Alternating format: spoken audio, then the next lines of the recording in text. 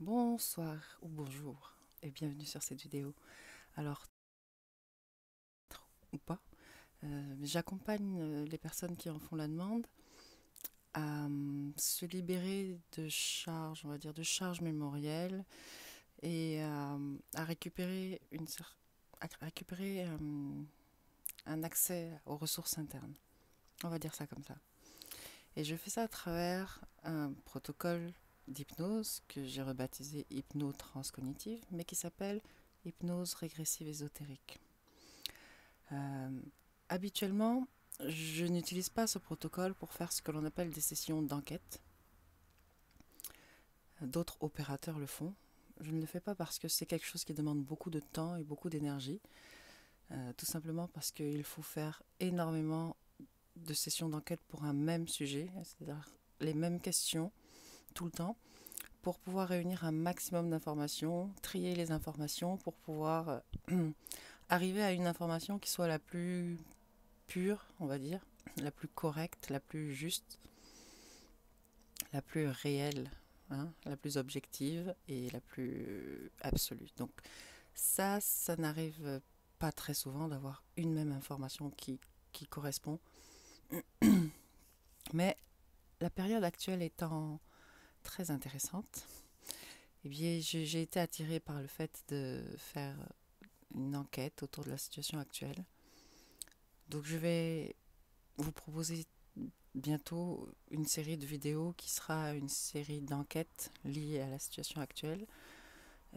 Et voilà, je fais cette petite vidéo pour vous informer de cela et pour vous dire que... Alors, je vais parler... Il y a une fourmi qui se balade. Je vais parler de ce protocole d'hypnose que j'utilise en accompagnement. Je vais le faire lors d'un live sur ma page Facebook, la page qui s'appelle Hypnose régressive Eva LM, le mardi à 21h, le mardi 3 je crois, à 21h30. Donc ça sera un live, vous pouvez vous connecter en direct si vous voulez pour poser des questions, sinon il y aura un accès au replay. Donc là j'aborderai l'accompagnement individuel. Il y a une différence entre l'accompagnement individuel et le fait de recueillir des informations sous hypnose, on va dire. On ne peut pas dire que des informations que l'on va recueillir sous hypnose sont des informations complètement exactes. Ce n'est pas possible, sinon on aurait des tas d'hypnotiseurs dans les commissariats. Hein. Il faut vraiment trier l'information, il faut faire énormément de sessions. Pourquoi l'information ne peut pas être correcte, dite correcte? Eh bien tout simplement parce qu'on ne peut pas faire confiance à nos sens. Or, nous vivons de perception. Nous interprétons sans cesse l'information que l'on reçoit. Ça, c'est la première raison pour laquelle on ne peut pas faire confiance. Même nos sens physiques, je vous le dis souvent, ne faites pas confiance systématiquement à ce que vous entendez ou à ce que vous voyez, ni même à ce que vous goûtez. Si vous goûtez un plat, vous pouvez penser qu'il y a telle épice à l'intérieur de ce plat, alors qu'en fait, non, c'est une autre épice.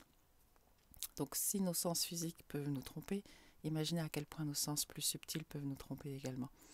Il s'agit de recevoir de l'information et d'interpréter cette information. Donc déjà, l'interprétation se fait toujours par le biais de notre propre structure mentale. Et ensuite, l'information qu'on va recevoir, tout va dépendre de l'endroit, du niveau d'où va arriver, de la source de l'information. Si cette source est loin de nous, le temps que l'information arrive, elle sera déjà distordue. Elle ne sera plus tout à fait la même. Si cette source est plus près de nous, l'information que l'on va avoir, percevoir, pourra être plus réelle, plus, oui, plus palpable, disons. On va peut-être avoir moins de mal à la traduire.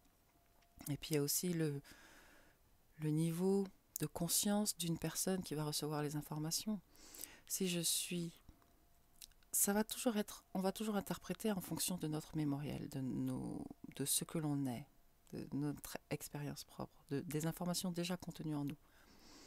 Si je vois quelque chose que je ne connais absolument pas, que je n'ai pas de mots, que je n'ai jamais vu ça, que je n'ai pas de mots pour le décrire, je vais avoir beaucoup de mal à pouvoir conceptualiser ce que je vois. Eh bien, c'est la même chose quand on est, on va dire, en état de conscience modifié. exactement la même chose. Il faut toujours faire attention aux perceptions.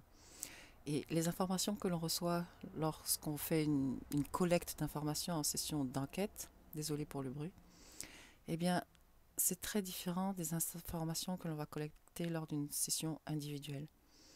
Lors d'une collecte d'informations en enquête, eh bien, c'est de l'information qui nous parvient de tout l'extérieur, tout l'extérieur. Tandis que quand on fait une session individuelle pour aller comprendre la cause d'un problème et s'en défaire, eh bien, il s'agit de l'information qui émane de l'intérieur. C'est très différent. Voilà. Donc, c'était une petite vidéo pour vous dire que bientôt, je vous propose un ensemble de vidéos d'enquête. À très bientôt pour un nouveau sujet.